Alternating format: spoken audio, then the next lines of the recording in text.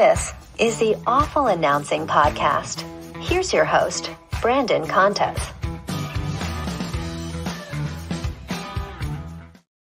Alrighty, welcome to episode 13 of the Awful Announcing Podcast. I'm your host, Brandon Contes, and this week we have Oakland A's broadcaster and reporter Jessica Kleinschmidt joining us. She also happens to be my colleague at Comeback Media, writing and podcasting for Awful Announcing and the Comeback. So we get to talk some baseball and cross-promote our work, which is awesome. Jessica, thanks so much for joining us today. And I have to start with the one question that I think is a must-ask for any A's broadcaster, and that is, have you met the Oakland Coliseum possum?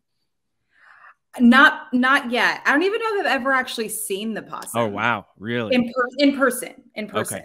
Yeah, of course. Yeah, but so we're not quite there yet. We're taking things slow, which I appreciate. You know, I'm a lady at the end of the day, but no, we haven't officially met. So hopefully never, but you know.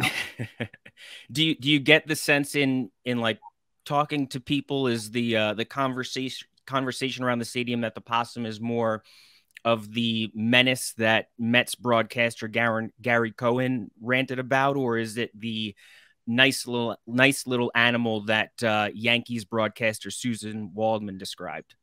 I'm a Susan Waldman stan, so I will always listen to what she has to say. But we're talking years ago. Might have been a different possum, but these possums have actually been a rally cry for the A's in the past. So that's the mentality and the relationship that I like to stick to when it comes to the possum. We're talking the years where the A's were very scrappy, coming out, you know, 7th, 8th, and 9th innings and tapping on some runs, and, you know, Brandon Moss and Josh Reddick manning the outfield and those types of years. So that's the mentality, and that's the possum that I've grown to love. And, you know, when it comes to it, like, you know, it just is what it is. But that's the possum I fell in love with years ago. How is the Oakland Coliseum? I've never been there. Most headlines do not make it seem like a very appealing place to visit. Obviously, the possum has gotten a lot of attention, but I think there's been cats, there's been insect infestation, like broken seats, plumbing leaks. How is it working at the Oakland Coliseum? It's the place I fell in love with baseball, so I personally love it. And, you know, I'm also from Reno, where we love a good dive bar, and Oakland is considered the last dive bar. You have to remember, this place holds so much history. And yeah, cats happen a lot. Cats were at Busch Stadium. Cats happen everywhere. These things happen. And yeah, definitely, I feel like there's some things that break and they want to get taken care of. But, you know, it's an updated clubhouse. I spent a lot of my time there, of course. It's now the former Raiders clubhouse that the A's players use there. And, you know, a lot of people who talk, pardon my French, shit about the Coliseum have never been there. And it's probably some of the best memories I've personally had, both as a fan and as a reporter.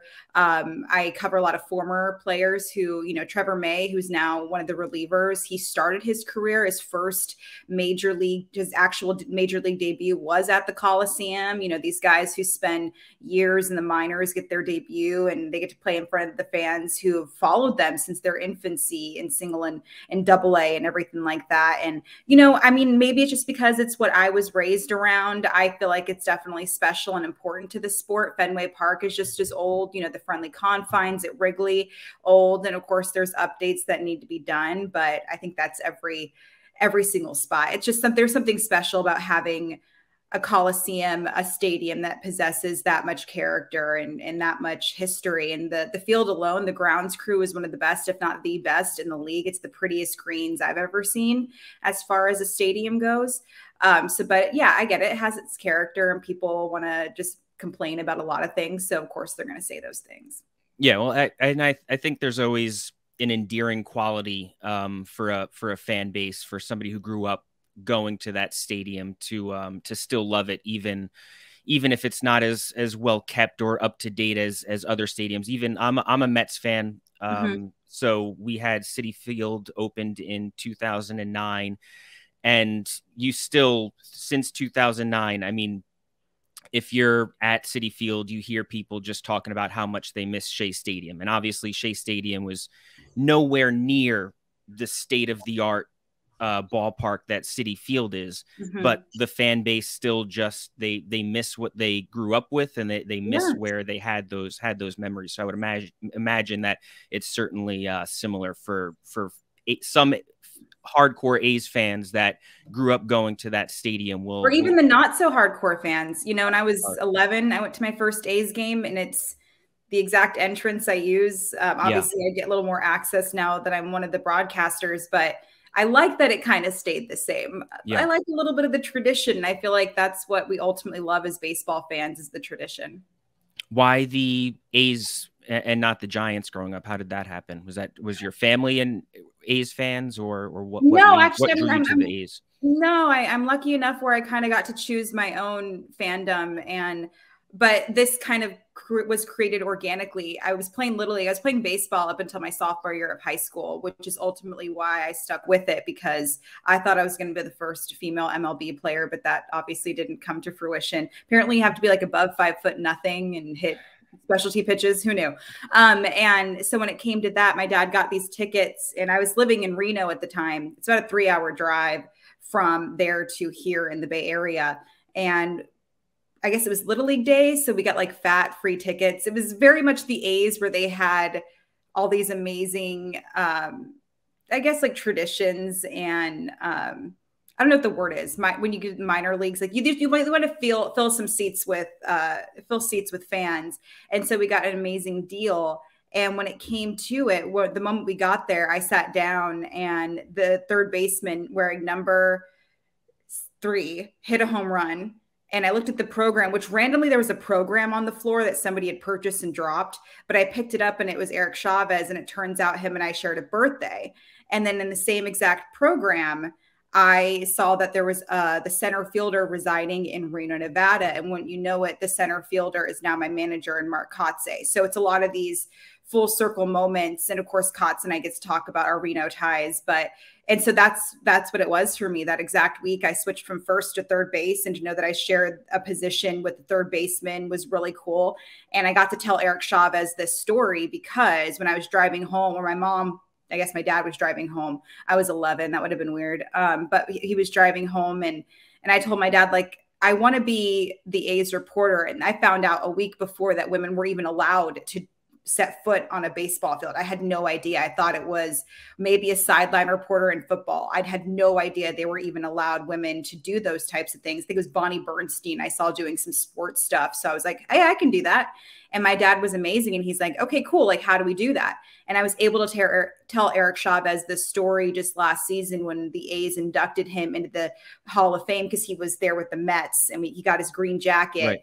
And I pulled him aside and said, hey, man, you're the reason why I'm here. And he just looked at me and said, tell me the story. And I told him the story. And he's like, thank you for stopping me and telling me that story. So it's stuff like that, you know, and now I get to talk about Eric Chavez. And not only that, but, you know, he tried his time and his talents in broadcasting. I definitely think he's a better, you know, coach than anything. And he's more about, like, baseball is what I do. It's not who I am. And you get to discover those things. And I remember watching Dallas Braden throw his perfect game. And not only is he's my colleague, but he's my family. You know, Dave Stewart, my mom grew up loving him, and he's a colleague of mine now. So it's stuff like that I get to be very thankful about. And so since then, it was always A's for me. And I still love the team. It's a little bit different now that I'm, you know, one of the reporters and a broadcaster, because it's a different type of love and respect.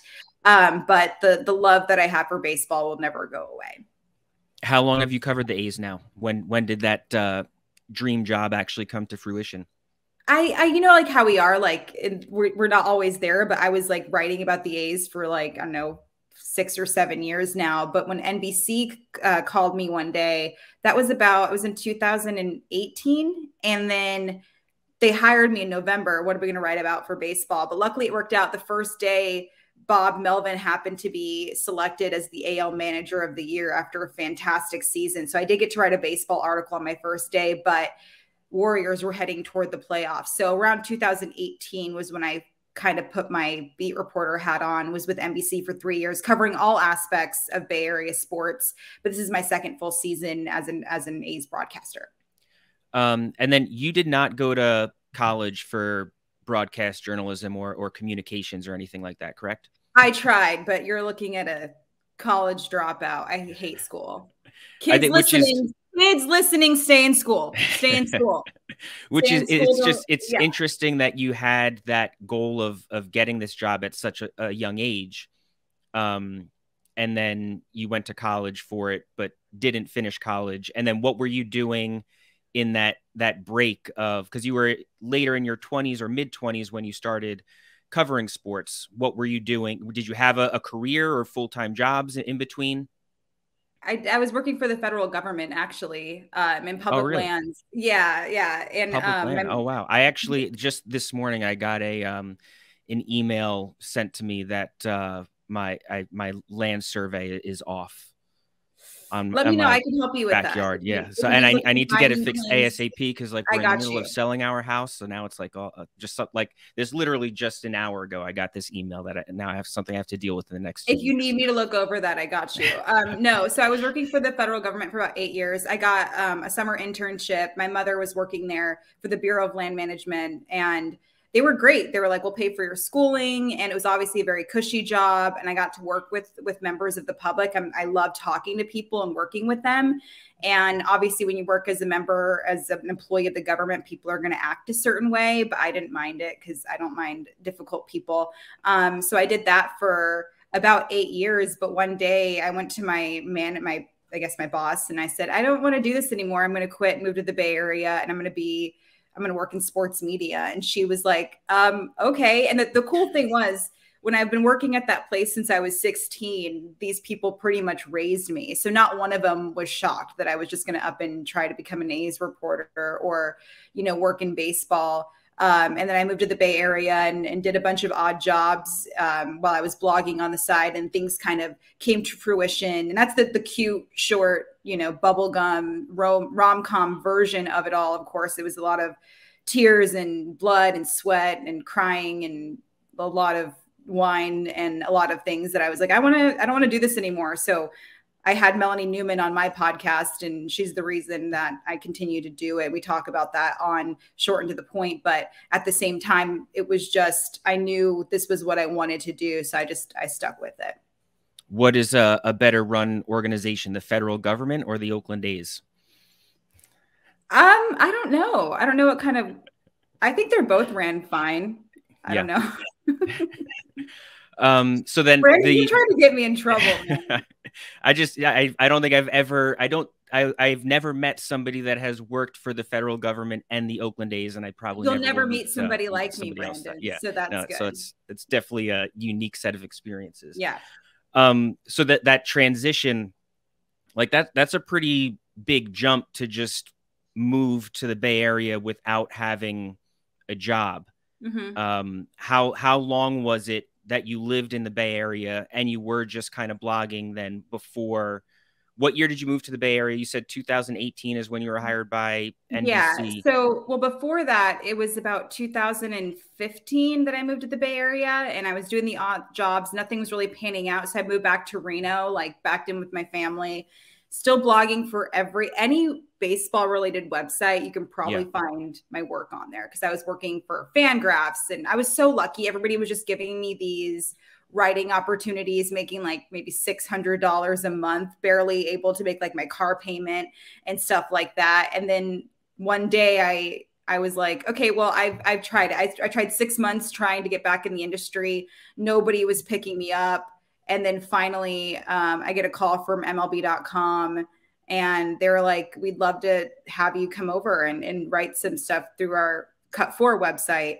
And that was the perfect job for Jess, because it was fun. It was unique. It was everything that was on the field, but outside of the box as well. What we were able to do, what kind of bubble gum they were chewing, or their dugout antics and stuff like that. So that was definitely something that I took a liking to. And then from there, NBC recruited me, and the rest is kind of history.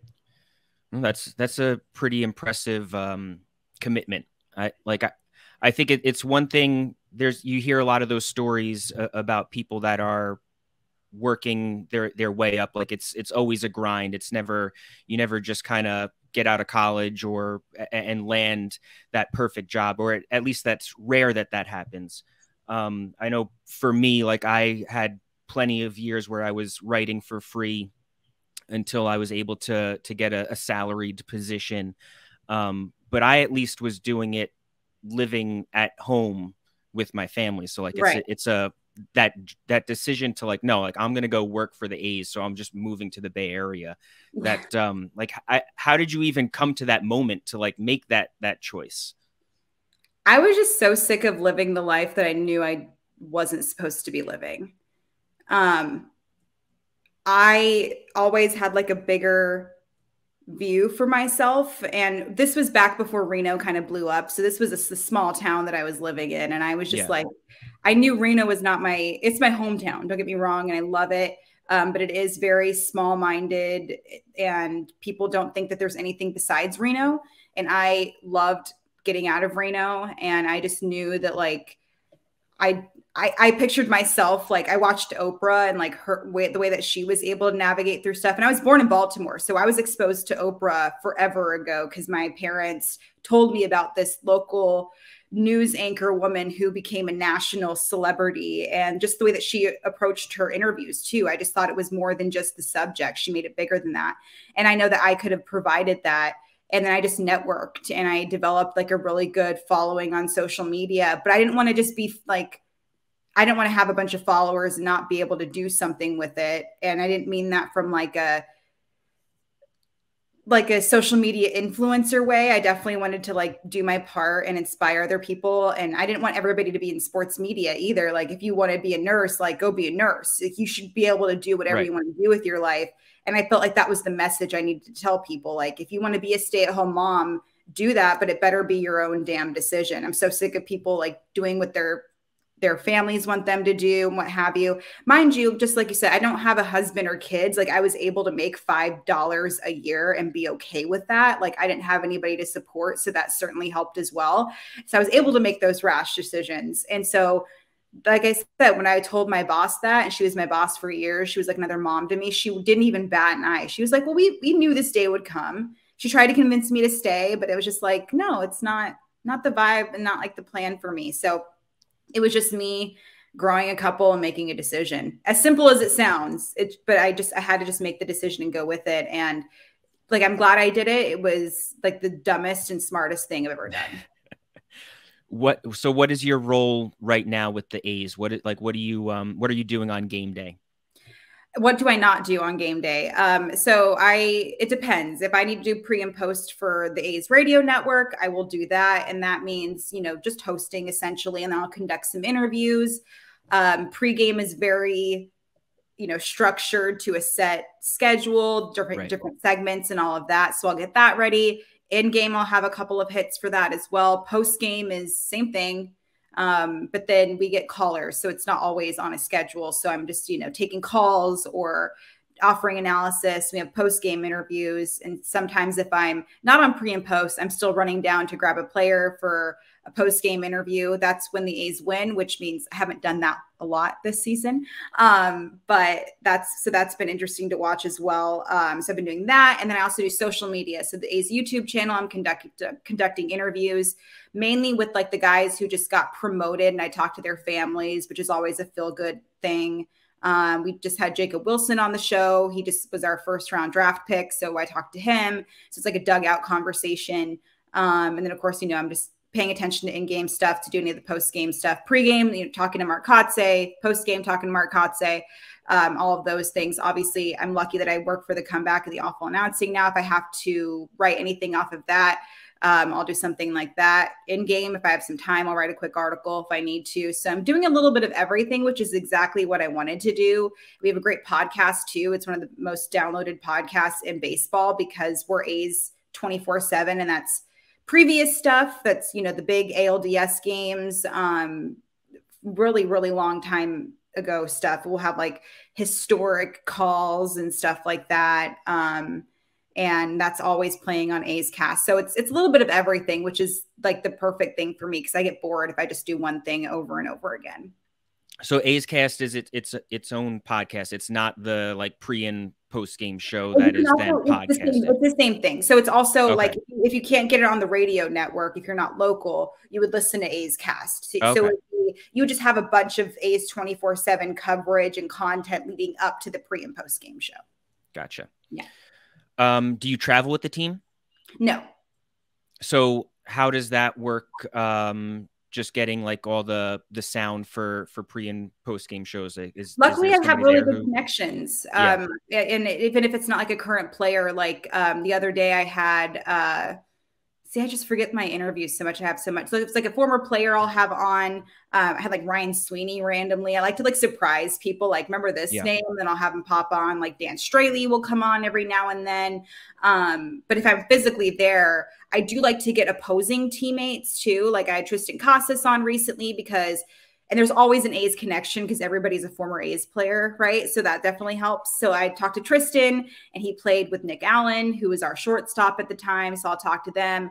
Obviously, the minor leaguers, I could easily just text one of them and have them hop on. I'm so lucky that I have those connections. So that certainly helps. And then sometimes if I can't get an interview, I pop on for a quick live segment. Like yesterday was the trade deadline, obviously just plenty of stuff to talk about there. So it's for me, it's just kind of easy. It's just developing your connections. A lot of media I'm close with. So I'll have them if it's the opposing members, media, that type of thing. How do you like taking callers on the radio? Like what's the fans connection with the A's? What's the fan relationship with the A's right now, and having to deal with those live callers on the radio? I mean, it's the same callers we get every single time. So for me, it's a comfort. Like, oh, Greg from SLO is calling. I know what this is going to be about. You know, John from Monterey, big fan of the show, like always calling. It's the same people. We have Road Trip Mike. He goes to every baseball game that the A's are on the road. He'll give us a call and let us know like the vibe, what's going down. And they still love the fan or love the team and love the players. And like, obviously the big thing going on is, you know, the move to Vegas, but the players really aren't distracted by it at the end of the day. Like they play baseball, they know what they got to do. And Mark Kotze, of course, started his career with the Oakland A's. So he's not unaware of what's going on. So he knows those are things that people need to address. But at the end of the day, like it's not the players' fault. It's not up to them, and they're not making these decisions. And so they're just trying to concentrate on what's going on. And as broadcasters, I understand that I'm at the front line of some of these things. So if they want to vent, that's great. You know, during the reverse boycott, I knew for a fact we're going to get a lot of callers, and those things happen. It's just one of those situations. And I don't take it personally because it's not, they understand what I'm doing. And the relationships are certainly there. It's the best group of guys I've ever worked with is the team. Like there's young guys, obviously the veteran guys. I've never been turned down for an interview. Sometimes it'll happen like as far as like timing goes, like I can't interrupt their infield grounder sesh or, you know, taking infield or of course batting practice. So those things happen, but they're very approachable, which is great. And so that definitely helps me. Are there things for the fan base to be proud of as A's fans right now? Like obviously like they're not winning much. The move is looming. So like what is there for fans to be rooting for and proud of? Yeah. And I love that question because there is a lot. I mean, it's a rebuilding stage, right? And you get to see the future of not just the A's, but MLB. You know, they're promoting these young guys who are not only highly touted, but they're showing why they are highly touted. You know, Zach Geloff and Tyler Soderstrom, the top two of the top prospects in the league just got promoted, and Zach Geloff has his 4th home run. And just acting like he's been there the entire time. But on the other hand, there are some still veteran guys that wouldn't have gotten the same opportunities if they went elsewhere. Of course, Jace Peterson just got traded to the Diamondbacks, but he maybe wouldn't have gotten his major league shot if he were with another organization. Aledmus Diaz, same thing. The A's called him the day after the World Series run and win and said, hey, do you need a job? We'll take you. You know, you get to see these guys like Ramon Laureano is one of the most underappreciated outfielders of all time, really. And I think that's because it's not just the A's. I think it's an East Coast, West Coast bias thing. You're a Mets fan.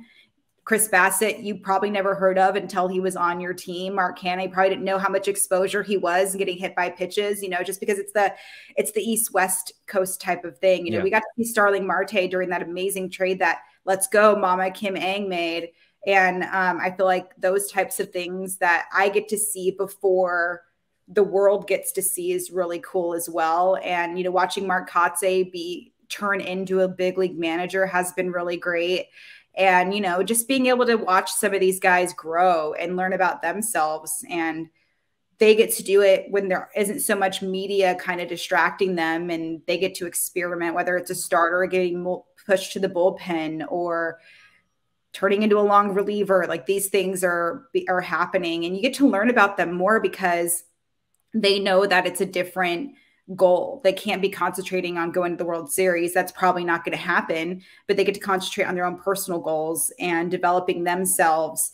And like I said, the opportunity, and there's a lot of, you know, why not scenarios too. I mean, we're coming toward the end of the season. We're going to see a lot more exposure, and the front office gets to see how these guys are maybe earlier than their ETA perhaps says that they would be in the big. So that's definitely cool. And like I said, like, we're so attached to numbers when it comes to this game, whether it's wins versus losses. And I'm very much one of the people who say wins for a pitcher doesn't matter, but JP Sears perhaps deserves some more wins than maybe his numbers are characterizing him out to be. But we get to see those little things, and I get to concentrate on that, knowing that the win and loss column isn't necessarily going to be on the A side. I get to pick the brains of some of these guys, and it helps me from a broadcasting standpoint because I get to develop relationships with them.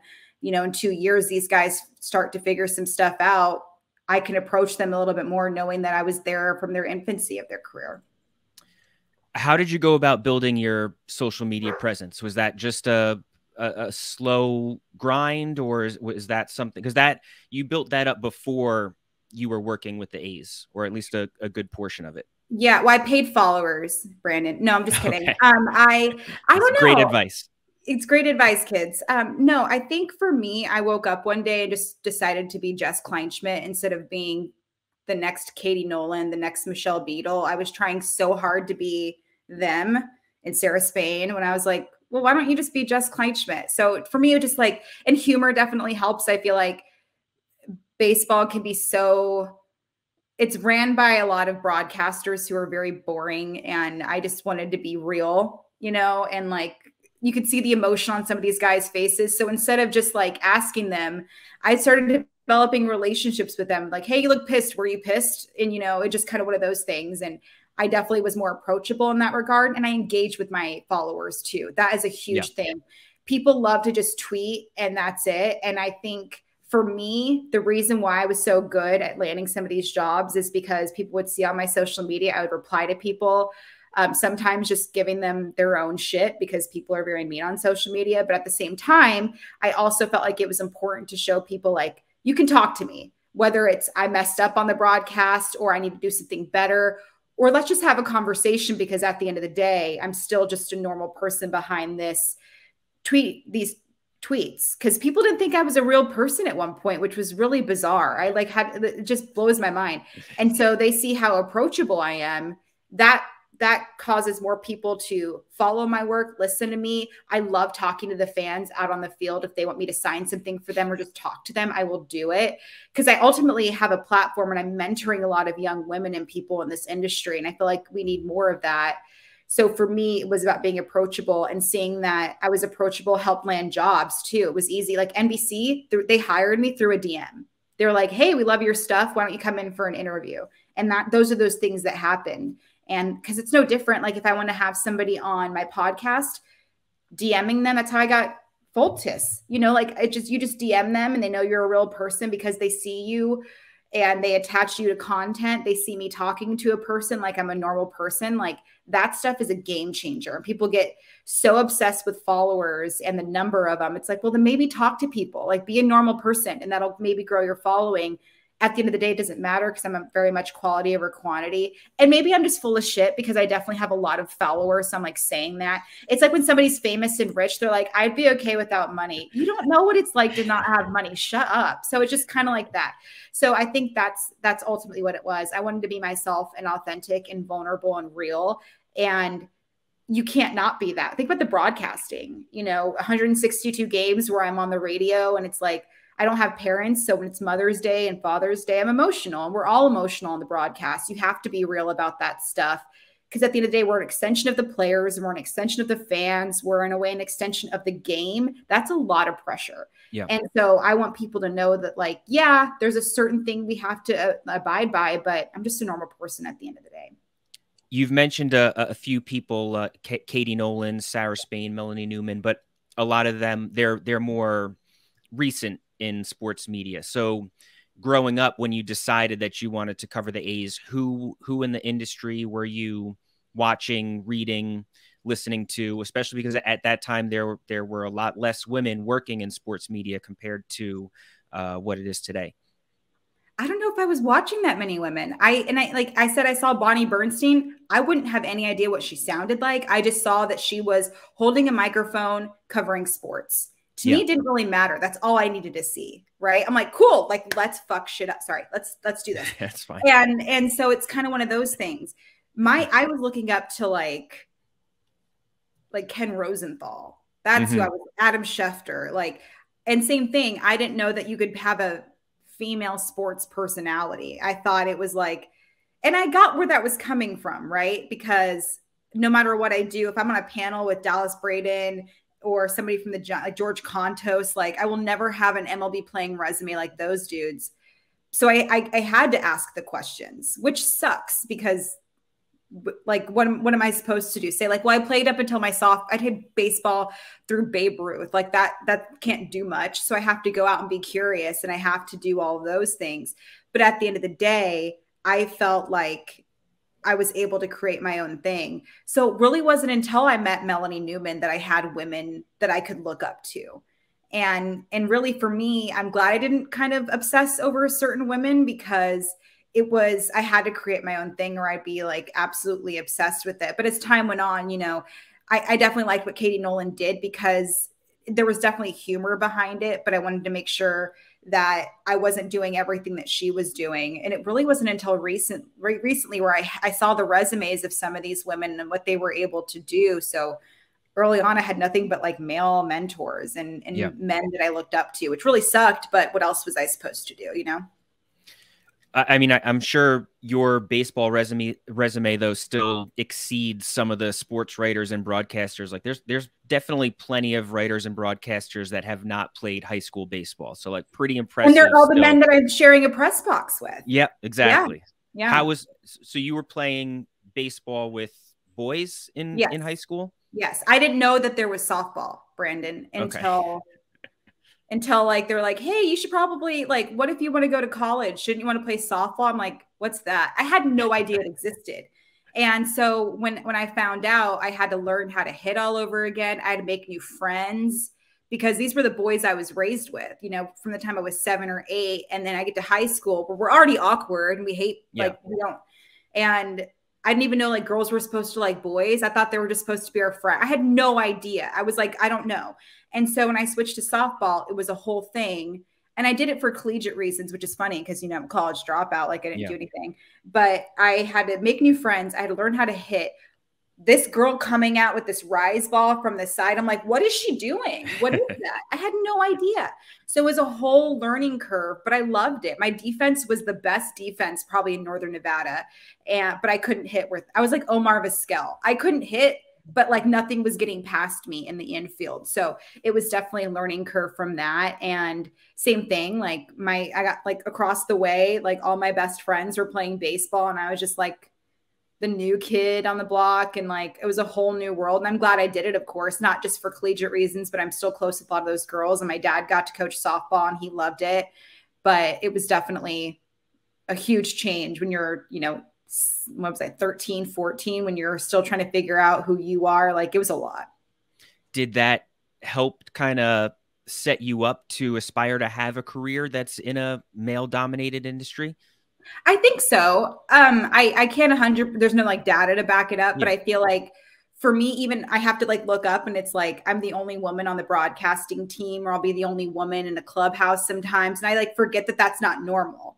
Yep. And that definitely helped in that regard. I'm like, oh, right. This isn't like the norm to be, you know, and then like, but I definitely, you know, put people in their place when they're like, you're good for a girl. Like, no, I'm just good. I can just be good. And even the people that I work with, like they know what my strengths are. but I also know like I have enough self-awareness to know what I don't know, you know, and I'm lucky enough where I can ask the questions, and it's not me being stupid. They're not stupid questions. The players I talk to, the managers I talk to, they know I have to go on the broadcast and talk about them. It's helping them out just as much. And, you know, I can only say like I played a certain amount. Like I know the basics and I know like the camaraderie, and I know like every time a guy retires, the thing he misses the most is his bros in the clubhouse. So I remember those things. It's the human element. Like the numbers are fine, but I just remember early on in my life that that's what they're going to miss the most. And I know that those guys that I grew up with, those were my brothers, you know? So I couldn't imagine spending even longer doing that or playing a sport from, isn't it weird? Like I stopped playing sports at 19, like my cleats were hung up, and the guys that I work with still played. It blows my mind. And I feel like the Cody Bellinger meme where he looks like stone, like looking around, like that's what I feel like. I'm like, oh my gosh, they're still playing. And I stopped at one point. Like it just blows my mind. And that's ultimately what it is too. Like my anxiety and my stress goes away the moment I'm at the ballpark. The moment I'm at the ballpark. Doesn't matter what's going on. And so many players told me that too. Doesn't matter if they've got issues at home, and even if they're nervous about their numbers at the plate, they still feel calm at the ballpark. And I'm lucky that I get that as well too. You mentioned that you engage on social media. How does that, like just being a woman working in baseball and working in sports media, like I'm sure you have a lot of ignorant replies and stuff. What? So no, Brandon, it's always puppies and candy. What are you talking about? I think usually the easy answer is, oh, well, I just ignore it. I don't read it. But you do respond to a lot of those, to a lot of people on Twitter. So you are seeing that. So how was that almost like an adjustment to have to know that like you're going to be reading all these mentions and you are going to see some of that stuff? I should ignore it, but I don't like to ignore it. I tell people a lot, like, and I'm very much a hypocrite with it. Like, just ignore the comments. And the thing that I've noticed about it is people like, oh, just don't read the comments. And it's always like a guy who works a 9-to-5 living in, or like working in a cubicle. Like, shut up, Michael. You don't know what I have to deal with. Not to mention the fact people will screenshot things like, did you see what this person said about you? And it's like, oh, now I can't ignore it. Like, no matter what I do, you can mute everybody. You can block everybody, do whatever you got to do. You can't not ignore it. Sometimes I'm just doing my job, and they'll say, like, even yesterday, I made this joke about the trade deadline because I'm constantly looking at my phone when I'm like working to see like if something went down for the trade deadline. And somebody goes, just live your life, put your phone down. I'm like, I literally can't. I can't go on this broadcast and say, you know what? Mike 014735 said to just live my life and put my phone down. Like, I can't, like, no.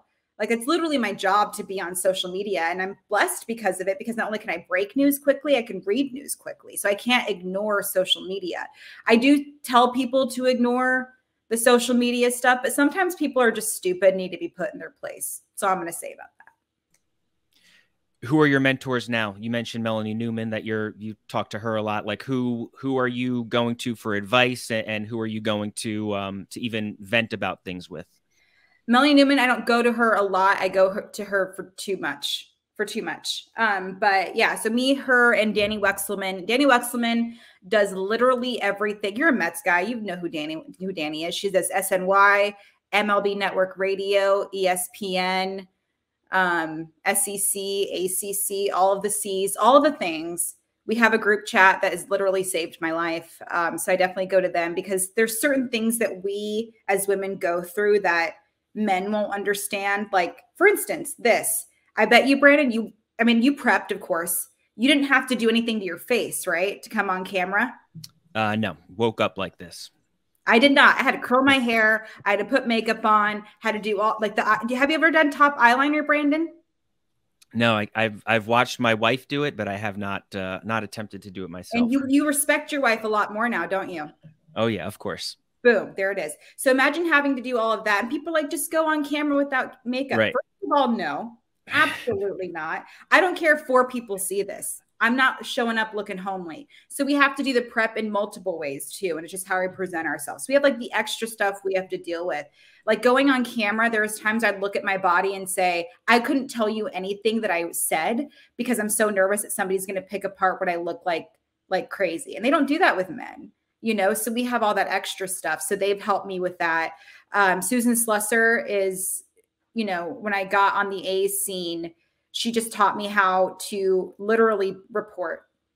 And that means and she told me one time, I was like, I asked a stupid question today. She's like, Jess, I've been covering this team for 20 plus years. I ask stupid questions all the time. And they're not even stupid questions because you never know the answer you get back. And so she taught me like, it's okay to ask the stupid questions. And I quote that because I call them stupid questions doesn't necessarily mean that they're stupid questions. So she's certainly helped me a lot. Amy Lawrence from CBS Sports Radio, phenomenal. Like she's really helped me a lot too. And I'm so appreciative of her. And so like those types of women, and like I just met Susan Waldman the other day, and even like whenever every time the Yankees are in town, it's just like, and she just walks up to me and says, "What do you need from me?" And like it's like not many women do that. Like Julia Morales, same thing. When the Astros are in town, she's like, "Do you need anything from me today?" And, you know, and I've adopted a lot of the young girls too, like Paige Leckey, Kennedy Landry, Molly Burkhart, all these girls from MLB.com. And Sonia Chen is a freaking prodigy. She does MLB.com stuff as well. So as much as I'm getting mentored, I'm mentoring as well. And I've had chats with Katie Nolan too, like just the stresses that we've dealt with. And so they've definitely helped me a lot. So those women for sure. And I got to meet Kim Ng, and it was the most starstruck I've ever been. And she gave me an interview and it was fantastic. Imagine covering somebody for 5 or 6 years saying that she almost got a job, almost got a job, almost got a job. And then she's on my show as the Mets Marlins GM, good Lord, Marlins GM. And she's telling me that she almost gave up a few times. And so I'm like, okay, we're all like kind of on this shit show together. And I think that that's super important. So those women for sure have made like a massive impact on me. And I feel like without the women, like we wouldn't feel like we were, it's just different, you know. And Trisha Whitaker, same thing from the Rays. She's been fantastic. And I can't tell you the amount of times where if I need a favor, they're just there, they just get it. And that is like, that's huge. It's new. It's new. A lot of times, like people wouldn't respond to DMs and stuff. So I'm very thankful for them. How is mentoring other people now? That is that rewarding? Is there, this is like a little bit of a weird question, but it's such a competitive industry. Is there ever a sense of like being concerned that you're helping people that are trying to make it in this industry and maybe get jobs that you might want at some point? You know, and it's funny that you mentioned that. Like, there's been times where people have stepped on my toes. Absolutely. Very recently. So, and I think from that point of view, there's definitely been times where I've applied for the same job as one of my best friends. She got the job and she called me and I was like, oh my gosh, no, you're perfect for this job. So these things happen. There's a difference between helping somebody out. I've literally been sitting next to one of my best friends, not physically, but like in the Zoom room, and we're going for the same job. And I would text her and say, they're going to ask you this, they're going to ask you that, they're going to ask you this, they're going to ask you that. And so like those things certainly exist where I'm helping somebody else. There's times where people will try to ride my coattails, absolutely, which frustrates me. I can't tell you the amount of times I'll go on a show and somebody will message them saying like, hey, Jess said that you'd come on my show, when I wouldn't say these things, you know? And I definitely know that like, I've been mentoring girls, none of the girls I've mentioned, of course, but I've been mentoring girls and I've given them advice and they're like, well, I don't want to do that. Can I just like come to a game and shadow you? And I'll say, first of all, that's like not a thing, because you have to go through Major League Baseball, these other things. And no offense, but I don't think you've earned it. You know, and I don't think that like I worked very, very hard, and you have to attach your name to this person. That's like your reputation. That's all these other things. So those certainly have happened, but I don't think I've ever gone for a job with somebody like in a negative way that we were like, oh, I'm out to get her. Like it's definitely been the people. And that's a beautiful thing too. If I'm on the same level as somebody else who I think is just fantastic, I'm like, oh my gosh, I can't believe they think I'm on the same level as her. And we're both being interviewed by like, that's crazy. That means they see something in me that this other person has. And I look up to them. Like that's always a positive. But there's a lot of young people who are like, can you just be my mentor? And I don't think they know what mentoring means. Because mentoring doesn't mean I'm going to carry you into the clubhouse and give you a job. That's not what mentoring means. Mentoring means is if you have advice, I'm going to help you. Mentoring means if you have any questions about how to interview somebody, I can help you. I cannot hold your hand through the process. And I think about this a lot when I think about the Michelle Beadles of the world and the Sarah Spains of the world. If they were to offer me 1 second of advice, that's mentoring in a way. But the road is still bumpy, right? They paved the way. You hear that, right? We paved the way, shattering glass ceilings. But if you think about it, paving the way doesn't mean it's still a smooth ride. You shattered glass ceilings, there's still specks of glass on the floor. There's still a lot that we need to go through. And so I feel like that's why I'm successful, is because I knew it was bumpy. I knew I love the bumps. Like, it's like when you, like, you know, those weird people who are like, I love turbulence. It feels like a roller coaster. First of all, you're a psycho. Second of all, I get where you're coming from because I like the challenges that are brought to me. These people can't learn if they don't deal with the bumps and the bullshit and all the things that you're thrown at you. Because for me, you have to go on camera. You have to go on the radio. You have to be a certain way. It doesn't matter what you're going through in your private life. Like, you have to deal with it. Like, my mom just died of cancer recently. My grandma died a week ago. One of my best childhood friends died a week and a half ago. And I could take time off if I need to, but I can't, I don't want to. It's my therapy. So these things happen. And I don't think that those people understand it. They just think you put a microphone in front of you, you ask a question, and life is good. It takes a long time to get to the right spot where you can be this certain person and develop the relationship and do what you need to do. Brandon, I think you can understand it too. Like, vulnerability is very important to ask the questions, right? Like, you have to understand, like, there's a bigger question than just saying like, hey, you went 0 for 4. What was working for you? Or obviously what wasn't working for you. There's so many things you can broaden in those questions. And you have to like dig deep and understand that there's more than just a mechanical situation there. Like, oh, I worked on my hands. Okay, what was that process like? You have to like do the follow-up questions and make sure that they're willing, but you can't be vulnerable if that person doesn't trust you or know that you're being vulnerable as well. And that helps in that regard. And I feel like a lot of people are so surface level about it.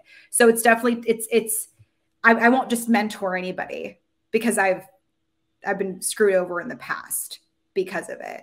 And so, and it's no different. Like, if I'm dating somebody or I'm a friend with somebody, they deserve like my full attention, but some people don't. Yeah. I think also those bumps probably give you a lot more things to be proud of when you look back and reflect on the ride and on your career, you know, like just the fact that you see all the different things that you've had to overcome and have overcame.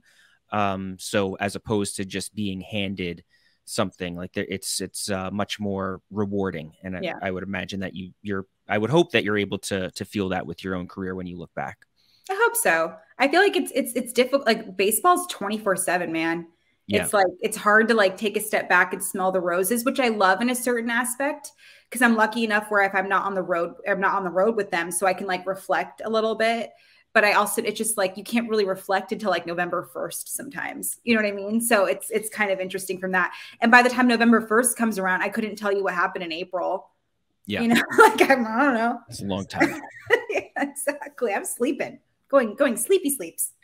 Do you develop friendships with active players? I remember I asked Ryan Rucco the same question because he's a similar age, but when you're in your 20s and 30s covering the same players every single day who are in their 20s and 30s, do you naturally become friends with some of these players? Absolutely. And it's funny that you asked that, because somebody recently during the trade deadline, I was like, I wish I wasn't as close with this guy or that guy, because it kind of freaks me out a little bit. But I also know that when it comes to certain of these things, like, because Tony Kemp was a big guy on the trade deadline rumor, and he's legitimately my friend. And you can't help but ignore that, because I've been covering him since 2019. And like, you know, his wife welcomed a baby, and it was a rainbow baby. This was a miracle. Their child was born. And these things aren't even things that I find out. It's just like what other people are writing about. And I remember thinking like, I'd be really bummed if he got traded, but like, imagine if he got traded onto like a playoff and you know, intending team and that would be great. So those things certainly happen, but I definitely think it helps me because Tony was struggling in the first half. And I was like, hey, can you hop on the radio? Can we talk about what you're working on? Because I have to talk about it on the broadcast. I can't ignore the fact that you are struggling. He's like, sure. So he'll talk to me about that stuff. And like Hogan Harris, one of the A's pitchers, he was struggling too. But he had an outing. And I remember during the post-game press conference, I wasn't there to ask him the questions because I was in studio. He gave this chat or this interview, and he had good swing and miss, but he got tattooed that day. And I was like, that's weird. And so on the broadcast, I was like, well, it sounds like he's not taking a lot of accountability. And I was like, that was such a dick move, Jess. So I talked to him and I was like, this is what I said on the broadcast. Are you an optimistic person or am I just, and I said the word asshole. Am I an asshole? And he's like, no, like I'm just an optimistic person. And the thing was, he goes, my wife says the same thing. My wife will always say, why aren't you upset right now? And I was like, okay, cool. Like it was a human element. It was a human interaction. So I went on the broadcast and I apologized for me just jumping to conclusions because it's what I heard, but doesn't mean that's what it was. So I have to develop the relationship with Hogan Harris to say, do you mind if I say this on the broadcast? Because certain things, I don't mind doing that. I'm like, hey, do you mind if I say them on the broadcast? Like James Caprillion said one thing that was kind of spicy once. I was like, do you mind if I publish that? He's like, oh yeah, go for it. And I'm like, okay, cool. At least they know like what I'm going to be talking about. And it's difficult from a radio perspective, especially because TV, you have a quick hit and you're done. Radio, you explain everything. Yeah. You know, and so the relationship certainly I've developed the same thing. I could text or DM a guy and be like, hey, can you pop on real quick? That's certainly helped my career, like big time. So those things definitely help as well. I'm sure the players also appreciate that thoughtfulness and the fact that you're asking them if they mind that you talk about it, or you're apologizing for something, or just even bringing something up that you may have said that could cause an issue, that you're going to them first before them finding out and then having to come confront you. So yeah. I would imagine they appreciate that, that you're willing to share those vulnerabilities. Yeah, I also hate being fake too. Like if a guy's struggling, like JP Sears, like he's doing great, but he never shows a lot of emotion. And I physically saw him have emotion. I was like, hey, like you don't usually act like that. And he was like, and he gave me, it was after an outing. Doesn't like, they're going to be short and sweet with you. Doesn't matter how good or bad they did. It's very difficult for them. And I understand that. And the next day it was like, he had the memory of a goldfish, like nothing happened. And he didn't take it personal. He knew I was doing my job. Most of these guys know I'm doing my job. And that's the beauty of it too. And if they're struggling, they know they're struggling. I don't have to say like, do you know what your batting average is over the last 10 games? Like they know if they're hitting a $104, like they know what's going on. You know what I mean? Yeah. So it's just kind of one of those things where they're not in that. And I genuinely like love people at the end of the day. Like, and I understand it and stuff. And like, I'm a very curious person too. Like you did this, like, why did you do that? And I think that they like that too, because, and then it gives me more stuff to talk about. And then it just makes me look good that I say, oh, so I approached him and I asked him about this. Cause it looks like I went like the extra mile, and I developed relationships with their families too. Like, hey, like, was he like this growing up? And I don't mean that in a mean way. Just like, has he always like been obsessed with doing this little thing with his gloves? And they appreciate that too, because the parents are obsessed with their kids and they want them to succeed. So that helps as well. Yeah. And I think that that level of curiosity that you have there, like in going to ask the family and with those types of questions, I think that's what makes for great context and great interviews and great information for the fans. I think that's something that really helps, just having that natural curiosity. Definitely. Is there a current player, active player that you've interviewed that you've walked away from that interview saying that this person definitely has a future in media if they want it? Tony Kemp, easily. Stephen Vogt, definitely. Chris Bassett will give you such a damn good interview. Cole Calhoun, really good. Sam Moll, who just got traded to the Reds. I told Reds media, I'm like, you're going to love him. He's a great interview. And going back to Tony Kemp, he actually taught me a lot about my questions, because I could ask Tony Kemp one question and he'll make it bigger than the question. And I try to do that too. And I feel like I can learn a lot from people like that. Matt Chapman, I think, actually really has a future in that, especially if you get him after he's had a good or a bad day. Sometimes you couldn't get him to shut up. I remember I sat him down for all A's once, and we only had like a 30-minute thing, and he kept going. I literally had like, okay, Chappie, I love you, but like, I've got Mark Canna coming up, but like, you know, same thing. I talked to his dad. His dad gave me all these baby photos of him, so I was prepared to embarrass him that day. So I think definitely he's got a future in that. I'm actually really curious. Oh, Brandon Belt. Brandon Belt is a fabulous interview. He's really funny. And then, of course, Joey Votto. I did get to meet him. People don't think I've met him before. I'm a big Joey Votto fan, but he's so smart. And from a personality perspective, I feel like he can go the extra mile. Analytically, he can go the extra mile. And he was practicing it this offseason, you know, last season when he was injured. So I'm excited for that as well. I think Buster Posey is low key really funny. I think he definitely could have a future in that. Yeah, I'm trying to get Dan Straley to do more media stuff. I think he's got a future in the media as well. So those are probably the main ones that come to mind. Are A's fans, do they like the movie Moneyball? I think so. And you know what's interesting is the first time I watched it, I hated it. The second time I watched it, I hated it. The third time I watched it, it was during COVID, so I just wanted to feel something. And and I loved it.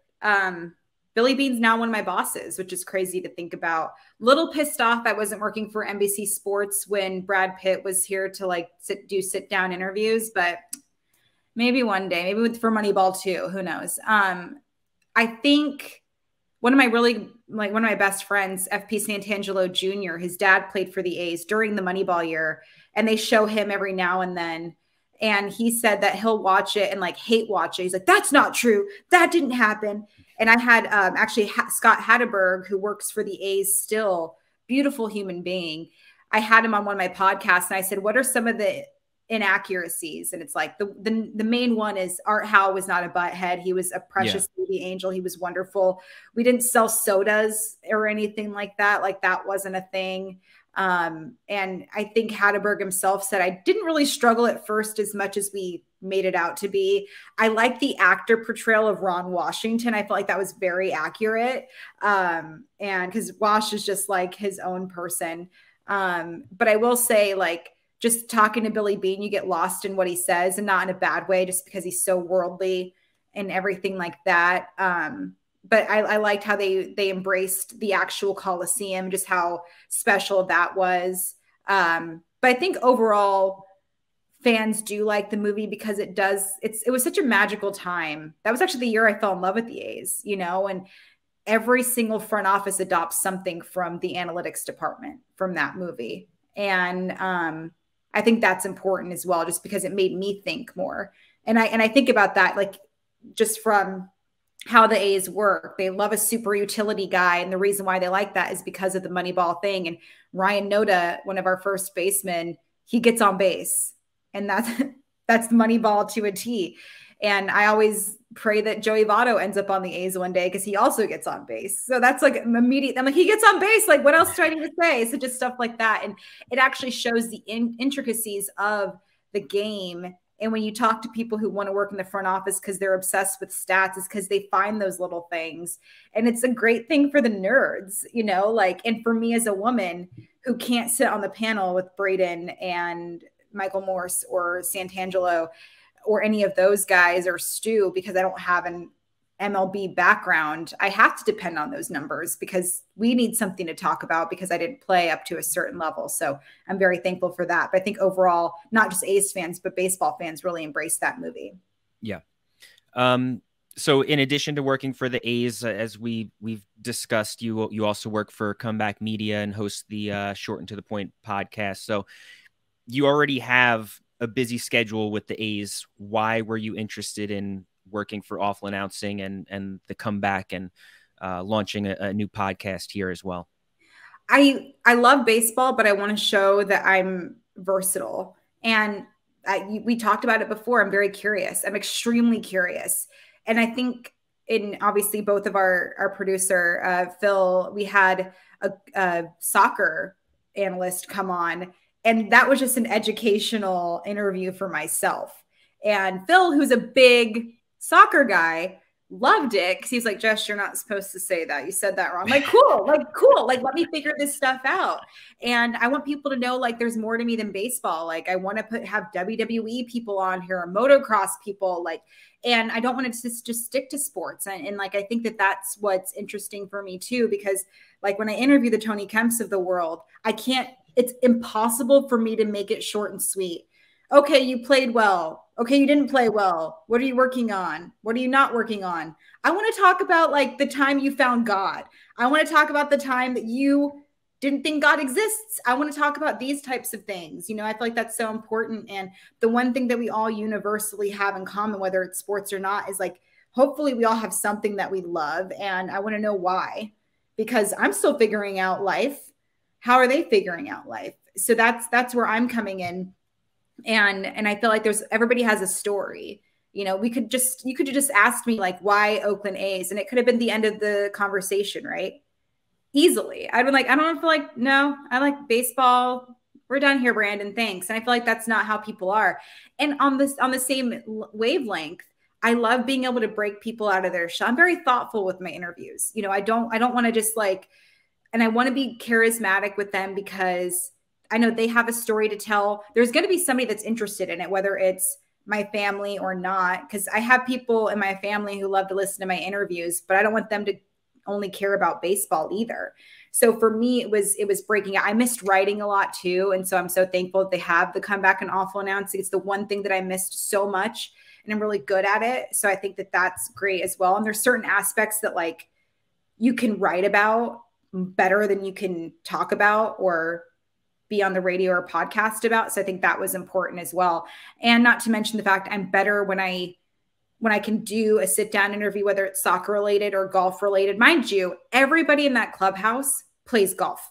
So I have to do golf. Or what am I going to talk to these guys about? Steph Curry would sit on the bench waiting for him to go play in the game, and he'd think about the round he played the day before. Like, people are obsessed with whatever they're obsessed with. So I feel like that's interesting too. And I don't like the cliches like, what makes you tick? Okay, well, yes, I want to know that, but in a more conversive way, because at the end of the day, it's developing a relationship. And I can't tell you the amount of times where I would leave a conversation and they're like, that was a really fun interview. That was fun. And that's my ultimate goal. And I want people to listen and be curious just as much, you know? Did you happen to hear, or did anybody tell you about Dave Portnoy's response to Jared Carrabis being on your podcast? Oh, wait. Yes, I do. I remember somewhat. That was kind of a crazy week for me, but I know I remember somebody DM or tweeted me. They're like, because I said, Jared offered the information saying like I was held back from Barstool, and I commented on it. Yeah, he offered that. And so I comment, they're like, Jessica, you should have done this. I'm like, you literally gave 4 seconds of a clip. He offered the information. I commented, but I don't remember what Dave Portnoy said. It was fine. He spoke about it on a different Barstool podcast, but he had just essentially said that like he took issue with Jared kind of saying that he left to prove that he could succeed without Barstool and without Portnoy, without the Barstool brand. And Portnoy's issue was, he said that Jared left because he got more money. So like that was his, he was almost like, why was he saying that if he left just because of for more money? But he didn't say anything bad about me. Nothing bad about you. And short and to the point, got a mention. Your name got a mention as well. So like, let's go. Great stuff there. Yeah. So what are your career aspirations now? Are they in print? Is it TV? Is it radio? Is it still just kind of trying to do a combination of all of it? Where do you envision your career going? I'm definitely on the right path. And I'm so thankful for this opportunity. Ben Koo, if you're listening, I'm very thankful for everything that you've done, literally, because I want to be the Mike Trout of sports media, the 5-tool player. And I'm doing that. I think my next like big personal goals, this is a lofty one, but I've pretty much done everything that I've said I was going to do. I want to host a Netflix special or like a Netflix show, whether like Chelsea Handler's show on Netflix was really, really cool because same thing. She just had a different background. Mailman's here. She had a different background. Mailman is here. Mailman's here. I warned you about that before the podcast started, and it's happening right now. Attention, Brandon. That's why I'm going to get a Netflix special. No. And I liked what Chelsea Handler did because she just talked and she had a conversation, and that's my ultimate goal. And I want to write a book of poetry too. And people want me to write like a book about my life. I know I'm vain and I know I'm very confident in myself. I just don't think I am that egotistical. I'm almost that egotistical, but I also don't think I'm quite there yet. And somebody is writing a book probably on everything happening with the A's. So that's already taken, but I mean, maybe because but I also just like a lot of things are off the record and I don't want to like ruin bro code and like just people. That's crappy. That's crappy. Just like you're going to be a New York Times bestseller just to be like a butthead in the process. I don't like that. So I think those are probably the main things, but I'm definitely well on my way. I want to do a little bit of everything. And I don't really know what that is the ultimate goal and stuff, but I also want to do it while being a wife and a mom at the end of the day, which is like a huge, thing for me. I'm not on my way to doing any of those things quite yet, but I want to be able to be like the 5-tool player while still being like a family woman, Yeah. One other question that I just thought of as somebody who loves baseball, works in baseball, consumes baseball. What is your assessment of Christopher Mad Dog Russo? I'm curious how people view him because I know like I have a very biased view growing up in New York and being absolutely obsessed with WFAN. But now there are baseball fans who only know him from High Heat, and there are sports fans who only know him from First Take. So I'm just kind of curious if you have thoughts on Chris Russo, like how somebody from a different part of the country, when they see him, what do they think of his personality and style? I appreciate Alana Rizzo holding her own when she has to go on with him. Not gonna lie, I definitely change the channel when it's High Heat time.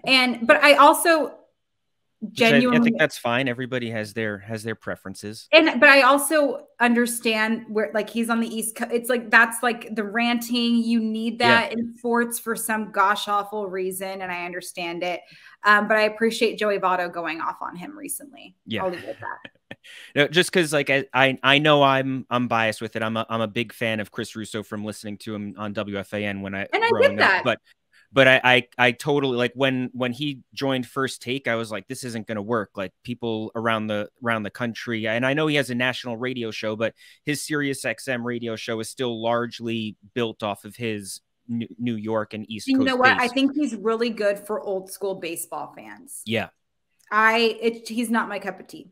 Yeah, no, I'm probably not his cup of tea, and that's fine too. Yeah, his Shohei Ohtani takes that definitely they feed in older fan base of totally. But I just remember one time Skip Bayless. I think Steph Curry only scored, I think he had 29 points that game. Which, okay.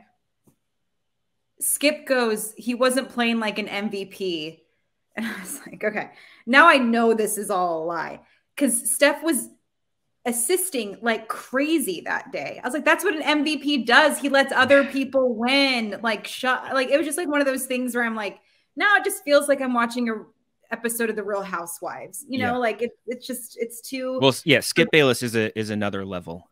Skip Bayless, even there was LeBron James hit a buzzer beater 3 a couple years ago to win the game for the Lakers, and Skip's response was that he only took that shot because he was afraid to drive to the basket. Like that was his criticism of LeBron, and it was his legitimate, like he thought he had this real legitimate criticism of LeBron, who just hit a buzzer beater 3 to win the game. anything. So if I say that Hogan Harris isn't taking accountability, I'm fine. Because at least, they're just a small little thing. And not to mention, I eventually talked to him, but it's just like, there's certain things I'm like, at least I didn't say that.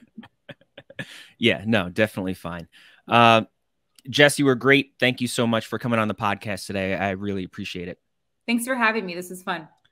That is Jessica Kleinschmidt. I'm Brandon Contis. This is the Awful Announcing Podcast. Please rate and subscribe to this podcast. Please also subscribe to Awful Announcing's YouTube page. But regardless of how you consume Awful Announcing and the Awful Announcing Podcast, thanks for listening and be good. Thanks for listening to the Awful Announcing Podcast. For the latest news spanning the sports media landscape and more, check out awfulannouncing.com and follow us at Awful Announcing.